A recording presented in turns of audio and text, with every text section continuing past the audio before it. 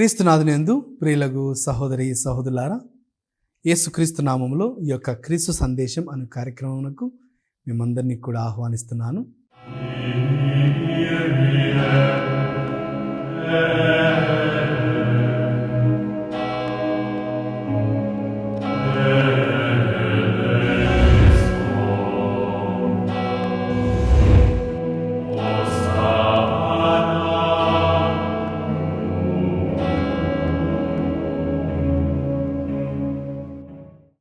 మరి ప్రారంభించుకునే ముందు చిన్న ప్రార్థన చేసుకుందాం.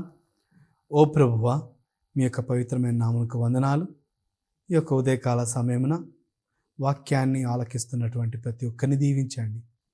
వాక్యాన్ని మేమందరం కలిసి ధ్యానిస్తుండగా ప్రభువా, మా యొక్క హృదయాలను, మా యొక్క మనస్సులను మీ మీద లగ్నం చేసి ధ్యానించుకునేటటువంటి కృపను మా అందరికీ ప్రసాదించమని ఈ మనవులన్నింటినీ మా నాథుడైన యేసుక్రీస్తు నామమున అడిగి వేడుకొంచున్నాం తండ్రి, ఆమేన్. Praise the lord, praise the lord, హల్లెలూయా, హల్లెలూయా. క్రీస్తునాథునందు ప్రియులకు సహోదరి సహోదరులారా, ఈ యొక్క వారం క్రీస్తు సందేశంలో మనం ధ్యానించుకునేటువంటి అంశం జీవిత ప్రయాణం 2వ భాగం. మొన్నటి వారం మన యొక్క జీవితాన్ని ప్రారంభించినటువంటి మనము మన యొక్క జీవిత ప్రయాణంలో ఏ ఉద్దేశం కోసం జీవించాలి, ఏ విధంగా క్రీస్తు ఇచ్చినటువంటి ఉద్దేశాన్ని మనం అనుసరించి జీవించాలి, ఈ యొక్క క్రైస్తవ జీవితంలో మనం అందరం కూడా సహోదరి సహోదరులాగా సమానుల వలె ఏ విధంగా వెళ్ళాలో మనం ధ్యానించుకున్నాం. మరి అదే అంశాన్ని ఇంకా లోతుగా కొన్ని భాగాల ద్వారా, కొన్ని అంశాల ద్వారా మనం ధ్యానించుకున్నాం. మనము ఏ విధంగా క్రీస్తులో ఐక్యమత్యం కలిగి ఉండాలి, లేదా క్రీస్తులో మనం ఏ విధంగా మన జీవితాన్ని మొదలు పెడుతున్నాం అనంటే, పునీత పౌలు గారు రోమీయులకు రాసిన లేఖ 11వ అధ్యాయము 36వ వచనాన్ని మనం ఒకసారి చదువుకుంటే మనకు వాక్యం తెలియజేస్తుంది.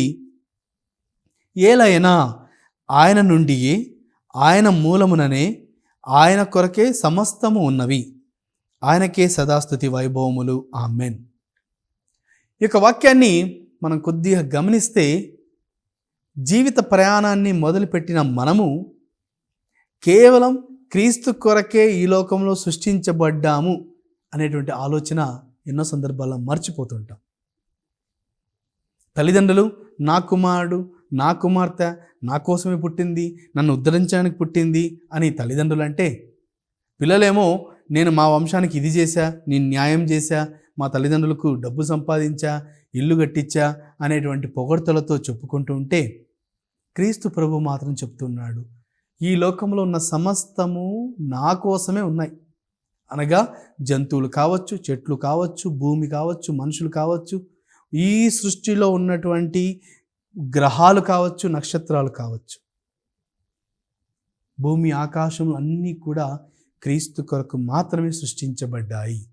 ఈ యొక్క సృష్టిలో భాగస్థులుగా ఒక ఉన్నతమైనటువంటి జీవితాన్ని జీవిస్తున్న మానవులు కూడా క్రీస్తు కొరకే సృష్టించబడ్డారు. అందుకనే వాక్యం వింటున్నాం, ఆయన నుండియే, ఆయన మూలముననే, ఆయన కొరకు సమస్తము ఉన్నాయి. ఈ యొక్క వాక్యం ఒక్కటి చాలండి మన యొక్క జీవితానికి ఉండవలసిన ఉద్దేశం ఏమిటో అర్థమైపోతుంది. అనగా నేను ఈ లోకంలో ఏ జాబ్ చేసినా, ఏ పని చేసినా నీ పొగడ్తలు కాదు, నా పొగడ్తలు కాదు, నా పేరు కాదు, నీ పేరు కాదు, కేవలం క్రీస్తు పేరు మాత్రమే ఈ లోకంలో వినిపించాలి.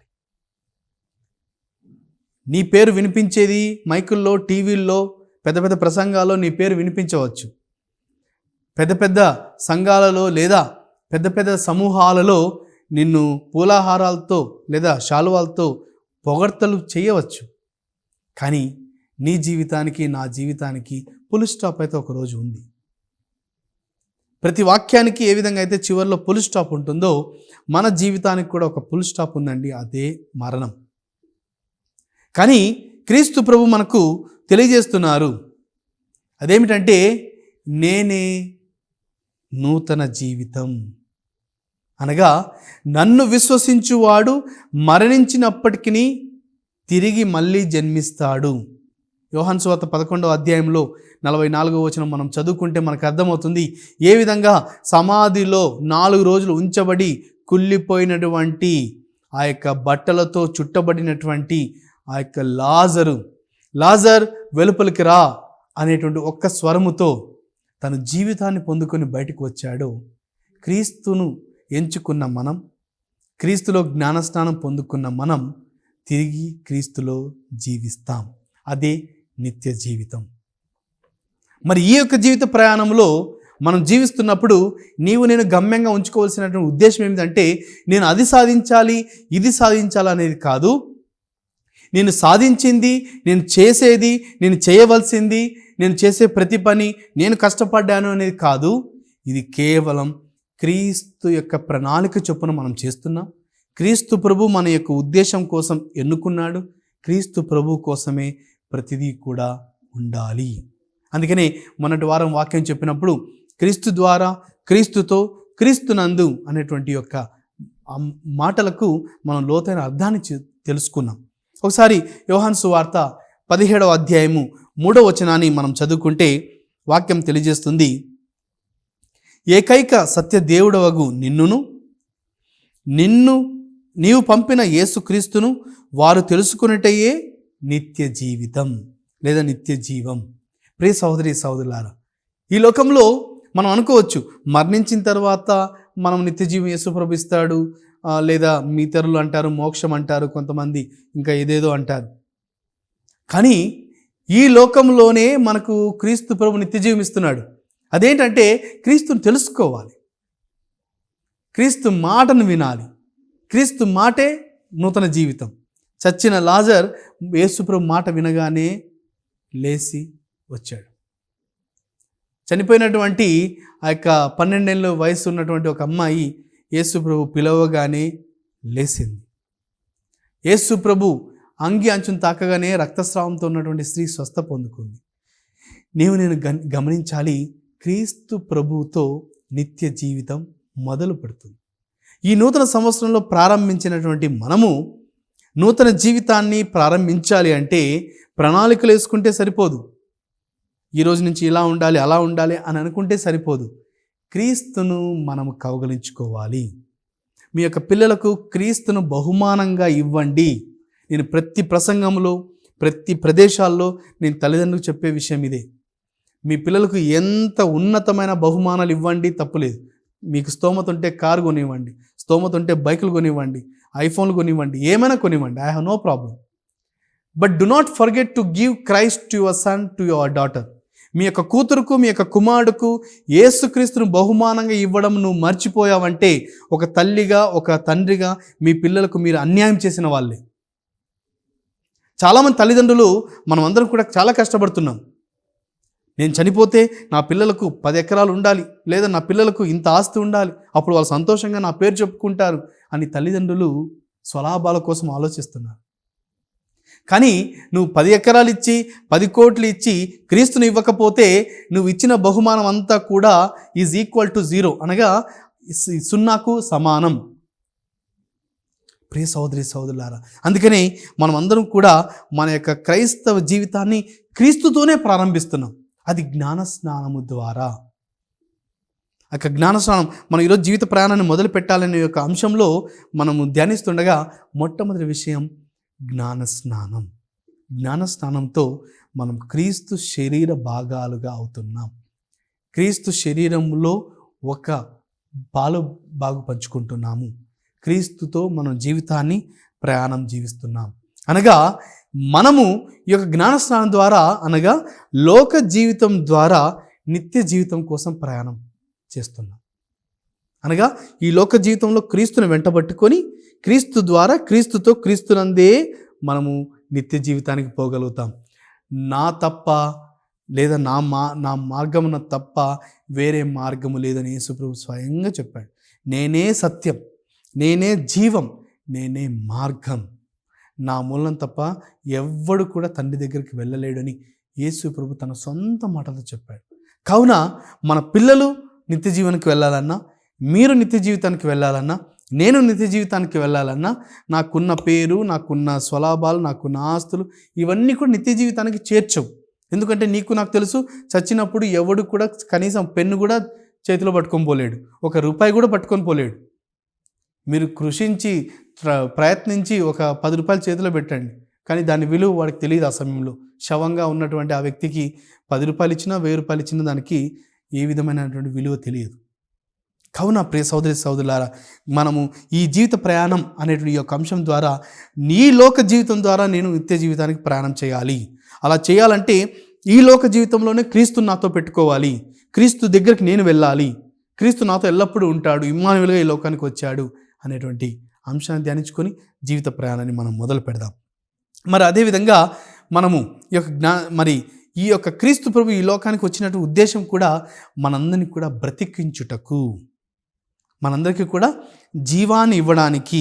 మనం ఒకసారి వాక్యం చదువుకుంటే యోహాను సువార్త 10వ అధ్యాయం 10వ వచనంలో మనకెంతో స్పష్టంగా వాక్యం తెలియజేస్తుందండి. దొంగవాడు దొంగలించుటకు, హత్య చేయుటకు, నాశనం చేయుటకు మాత్రమే వచ్చును, నేను జీవంనిచ్చుటకును దానిని సమృద్ధిగా ఇచ్చుటకును వచ్చి ఉన్నాను అని క్రీస్తు ప్రభు తెలియజేస్తున్నారు. అనగా ఆ జీవం ఎవరితో ఉందండి? క్రీస్తుతో ఉంది. మనం జీవించే ఈ జీవితంలో మనకు జీవం ఉంది. మనం శ్వాస పీల్చుకుంటున్నాం, శ్వాస వదులుతున్నాం, బతుకుతూ ఉన్నాం. కానీ నిజమైనటువంటి జీవం కాదు. నిజమైన జీవితం కేవలం క్రీస్తుతో మాత్రమే ప్రారంభమవుతుంది. క్రీస్తు మనందరినీ కూడా బ్రతికించుటకు ఈ లోకానికి వచ్చాడని వాక్యం తెలియజేస్తుంది. అదేవిధంగా యోహాను సువార్త 10వ అధ్యాయము 28వ వచనాన్ని మనం చదువుకుంటే వాక్యం ఎంతో చక్కగా చెప్తుందండి. నేను వానికి నిత్య జీవము ప్రసాదింతును. ప్రభు చెప్తున్నారు, యేసు ప్రభువే స్వయంగా నిత్య జీవితాన్ని మనకు ప్రసాదిస్తారు కనుక అవి ఎప్పటికీ నాశనం చెందవు, వానిని ఎవడును నా చేతి నుండి అపహరింపలేడు. ఎందుకు మన పిల్లలకు ఈ యొక్క క్రీస్తు అనే బహుమానాన్ని ఇవ్వాలి అని చెప్తున్నా అంటే, యేసు ప్రభు ఇచ్చిన బహుమానాన్ని ఏ దొంగవాడు దొంగలించలేడు. నీ కుమారుడికి నువ్వు 10 కోట్లు ఇస్తే 10 సంవత్సరాల తర్వాత సర్టిఫికెట్లు మార్చి ఏదో ఒక మోసం చేసి దొంగలించే వ్యక్తులు ఈ రోజుల్లో ఉన్నారు. ఈ రోజుల్లో టెక్నాలజీ పెరిగే కొద్దీ మోసాలు కూడా కొత్త పెరుగుతున్నాయి. ఏదో లింక్ వస్తుందంట, అది ఓపెన్ అయితేనే అకౌంట్లో అన్నీ ఖాళీ అయిపోతాయంట. నీ అకౌంట్ ఎప్పుడు ఖాళీ అయ్యేదో ఏం తెలియదు, మన జీవితాలు ఎప్పుడు ఖాళీ అవుతాయో ఎవరికీ తెలియదు. కానీ క్రీస్తు ప్రభు ఇచ్చే జీవం మాత్రం ఎవడును అపహరింపలేడు. క్రీస్తు చేతిలో ఉన్నప్పుడు ఎవ్వరు కూడా వాన్ని దొంగలించలేడు. అందుకే ప్రియ సహోదరి సహోదరులారా, యేసు ప్రభు మనందరినీ బ్రతికించుటకు ఒక ఉద్దేశంగా పెట్టుకొని ఈ లోకానికి వచ్చాడు. మనం ఈ లోకంలో బతుకుతున్నాము, కానీ ఒక ఉద్దేశం లేకుండా బతుకుతున్నాం. కానీ ఈరోజు మనం బ్రతుకుతున్నామంటే దానికి ఉద్దేశం క్రీస్తు ప్రభువే ఉండాలని, క్రీస్తుని ప్రభువుని నేను ప్రకటించాలనే ఉద్దేశంతో మనందరం కూడా ముందుకు వెళ్ళాలి.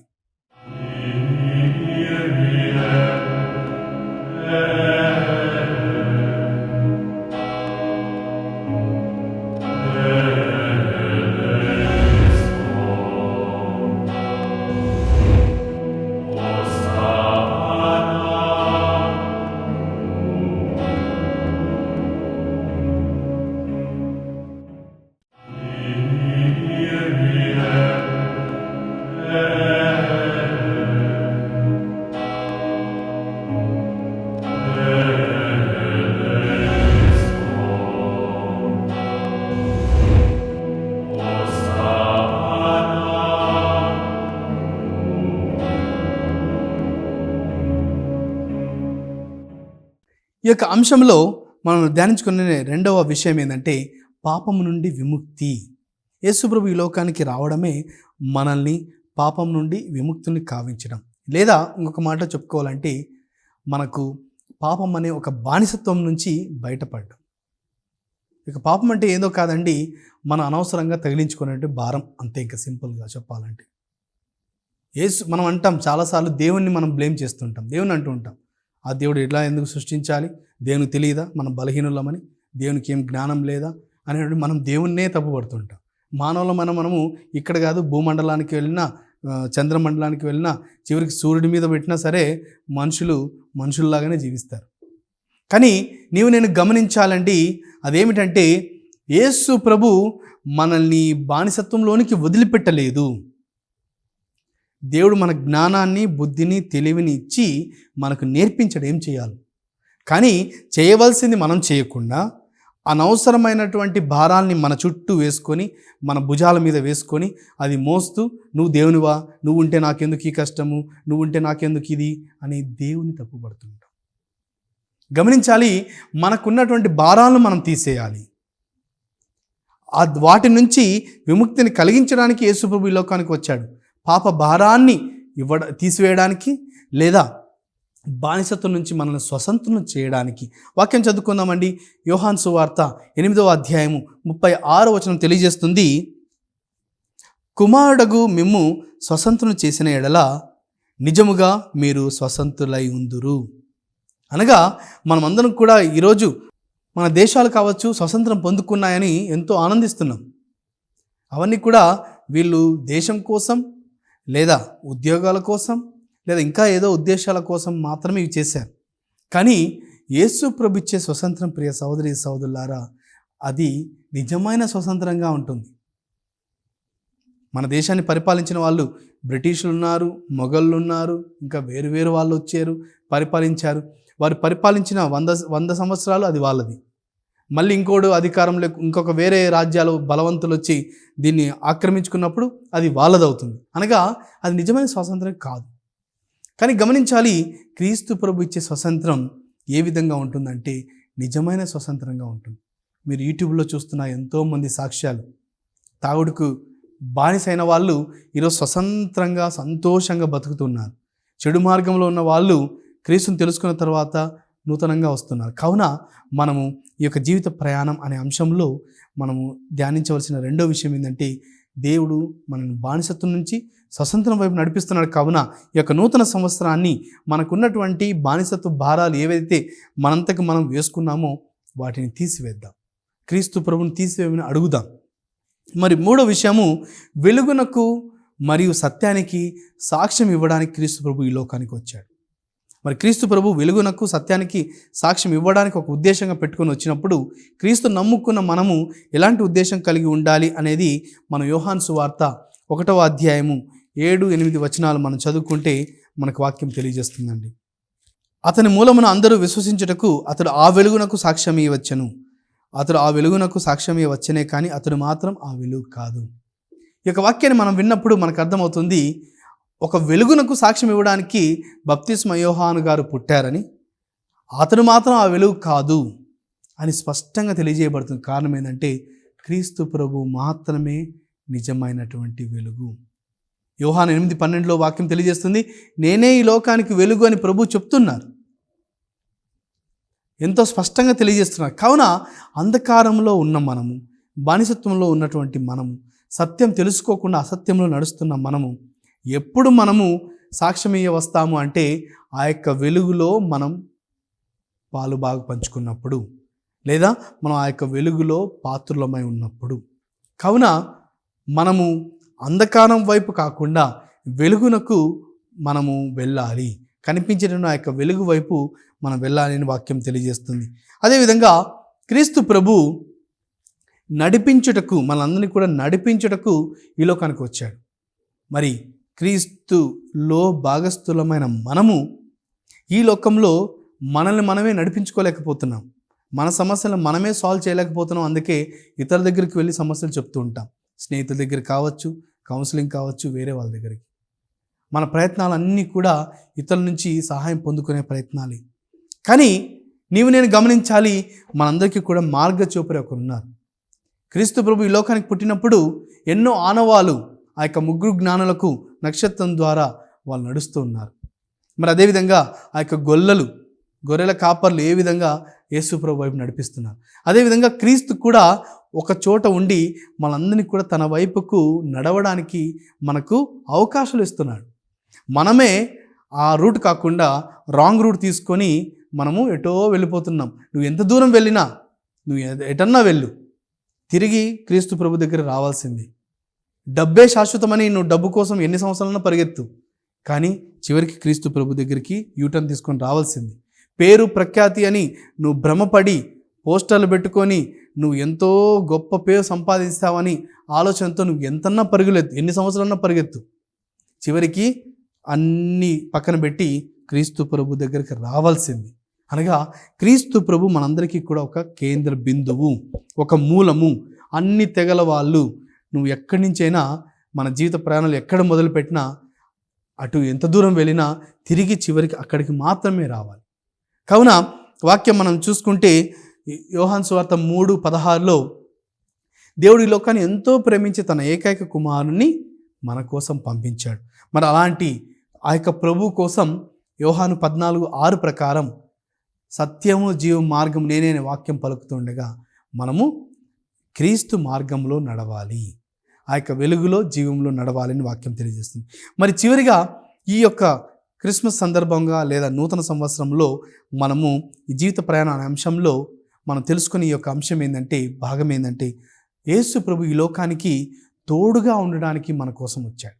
అంటే ఈ లోకానికి వచ్చిన ఉద్దేశం మనకు తోడుగా ఉండడానికి. అందుకే వాక్యం తెలియజేస్తుంది, ఇమ్మానువేలు దేవుడు, అనగా దేవుడు మనతో ఉన్నాడు, నీతో నాతో ఉన్నాడు. ఒకసారి వాక్యం చదువుకుంటే మత్తయి సువార్త 1:23 ఇదిగో కన్య గర్భం ధరించి ఒక కుమారుని కనును, ఆయనను ఇమ్మానువేలు అని పిలిచెదరు అని ప్రవక్తతో ప్రభు పలుకున్నది నెరవేరినట్టు ఇదంతయు సంభవించింది. ఇమ్మానువేలు అనగా దేవుడు మనతో ఉన్నాడు అని అర్థము. ప్రియ సహోదరి సహోదరులారా, మన యొక్క జీవితానికి కావలసినటువంటి ఉద్దేశాన్ని యేసు ప్రభు ఆల్రెడీ ఏర్పరిచాడు. ఏ విధంగా ఏర్పరిచాడంటే, తనే ఈ లోకానికి మనతో ఉండడానికి వచ్చాడు. నిజంగా చెప్పుకోవాలంటే మనము అతని కోసం పరిగెత్తాలి, కానీ క్రీస్తు ప్రభు మన కోసం ఈ లోకానికి వచ్చి మనకు తోడుగా ఉంటున్నాడు. అందుకని ఈ యొక్క జీవిత ప్రయాణ అంశంలో యేసు ప్రభు ఈ లోకానికి వచ్చిన ఉద్దేశం గురించి మొదటి భాగంలో ధ్యానించుకున్నాం. ఆ యొక్క ఉద్దేశాలను అనుసరించి మనం ఈ లోకంలో ఎలాంటి ఉద్దేశం కలిగి ఉండాలో కూడా నేర్చుకున్నాం. మరి ఆ చివరిగా చూసుకుంటే, ఒకటి క్రీస్తు ప్రభు బ్రతికించుటకు, 2 పాపం నుండి విముక్తి కలిగించుటకు అనగా బానిసత్వం నుంచి స్వతంత్రం వైపు, 3వది వెలుగునకు లేదా సత్యమునకు సాక్ష్యం ఇవ్వడానికి, 4 నడిపించుటకు, చివరికి 5 తోడుగా ఉండడానికి. అందుకనే మత్తయి సువార్త 28:20 ఎంతో చక్కగా వాక్యం తెలియజేస్తుంది. శిష్యులకు యేసు ప్రభువు చెప్తున్నాడు, అనగా మనందరికీ కూడా చెప్తున్నాడు, నేను మీకు ఆజ్ఞాపించినదంతయు వారు ఆచరింప బోధింపుడు, ఇదిగో లోకాంతం వరకు సర్వదా నేను మీతో ఉందును అని అభయం ఒసగెను. మాట ఇస్తే మాట తప్పే ప్రజలం మనం, కానీ ప్రభు మనకు అభయం ఒసుగుతున్నాడు. మాట ఇవ్వడం కాదు, అభయం అనగా ఆ మాట ఎన్నటికీ కూడా ప్రభు తీసివేయడు. సర్వదా ప్రభు మనతో ఉంటానని మనకు ప్రమాణం చేస్తున్నారు. కావున ప్రియ సహోదరి సహోదరులారా, ఈ యొక్క నూతన సంవత్సరాన్ని ప్రారంభించిన మనము ఒక నూతనమైన శరీరంలో, నూతనమైనటువంటి ఆలోచనలతో, నూతనమైనటువంటి ప్రణాళికలతో మనం ప్రారంభించాలంటే కేవలం మనకు క్రీస్తు అనే ఒక ఉద్దేశం, క్రీస్తు అనే ఒక గమ్యం మనకు ఉండాలి. మన యొక్క జీవితం క్రీస్తుతో, క్రీస్తు ద్వారా, క్రీస్తు నందు ఉండాలి. క్రీస్తే మన యొక్క జీవితానికి ఒక మూలముగా లేదా ఒక కేంద్ర బిందువుగా ఉన్నప్పుడే మనము ఒక మంచి జీవితాన్ని జీవించగలుగుతామండి. లేదా మన యొక్క క్రైస్తవ జీవితం యథావిధిగా జరుగుతూనే ఉంటుంది. దేవుని తెలుసుకోకుండా మనము ఎన్నెన్నో తప్పుడు అడుగుజాల్లో నడుస్తూ ఉంటాం. కానీ గమనించాలి, క్రీస్తు ప్రభు మనకు తోడై మనం నడిపించడానికి, వెలుగులోనికి తీసుకురావడానికి, బానిసత్వం నుంచి మనకు విముక్తిని కలిగించడానికి, మనల్ని నూతనంగా బ్రతికించడానికి క్రీస్తు ప్రభు సర్వవేళలా, సర్వ సమయాలలో ప్రయత్నం చేస్తున్నాడు. కానీ మనమే దానికి నోచుకోవడం లేదు, మనమే వాటి దగ్గరికి వెళ్ళడం లేదు. కావున ఈ యొక్క జీవిత ప్రయాణం అనేటువంటి ఈ యొక్క అంశం మనందరినీ కూడా ఒక నూతనమైన సరళిలో ప్రారంభించేటువంటి వ్యక్తులుగా మనల్ని మార్చాలి. ఈ యొక్క వాక్యాన్ని మార్చాలి. మనము కూడా క్రీస్తుతో మన యొక్క జీవిత ప్రయాణాలను మనం మొదలు పెట్టాలని వాక్యం తెలియజేస్తుంది. కావున ప్రియ సహోదరి సహోదరులారా, దేవుడు మనందరినీ కూడా ఈ యొక్క వాక్యం ద్వారా దీవించిన ప్రార్థన చేద్దాం. చివరిగా చిన్న ప్రార్థన చేసుకుందాం. ఓ ప్రభువా, జీవిత ప్రయాణం అనే ఈ యొక్క అంశం ద్వారా గత 2 వారాలుగా వాక్యాన్ని ధ్యానిస్తూ ఉన్నాం. మీ యొక్క జ్ఞానము ద్వారా, శక్తి ద్వారా లోతుగా ధ్యానించుకునే అవకాశం మీరు ఇచ్చిన్నారు. మీకు వందనాలు. వాక్యం వింటున్న వారందరికీ కూడా ప్రభువా, మీరు స్వస్థతని కలిగించండి. మీతో నూతన జీవితాన్ని ప్రారంభిస్తూ అడుగులు ముందుకు వేసుకుంటూ మీ వైపునకు నడిచేటటువంటి క్రైస్తవ బిడ్డలుగా మమ్మందరినీ కూడా మార్చమని, ఈ యొక్క వాక్యం వింటున్న వారి కుటుంబాల్లో ఉన్నటువంటి పిల్లలకు మంచి భవిష్యత్తుని దయచేయమని, వృద్ధులకు మంచి ఆరోగ్యం దయచేయమని, కష్టపడుతున్న వాళ్ళకు మీరు ఎల్లప్పుడూ తోడుగా ఉండమని ప్రార్థిస్తున్నాం. ఈ యొక్క మనల్ని మా నాథుడైన యేసుక్రీస్తు నామమున అడిగి వేడుకొంచున్నాం తండ్రి, ఆమేన్. ప్రియమైన సహోదరి సహోదరులారా, వచ్చే వారం వేరొక అంశం ద్వారా వాక్యాన్ని ధ్యానించుకుందాం. దేవుడు మిమ్మల్ని అందరినీ కూడా దీవించునుగాక. May God bless all of you.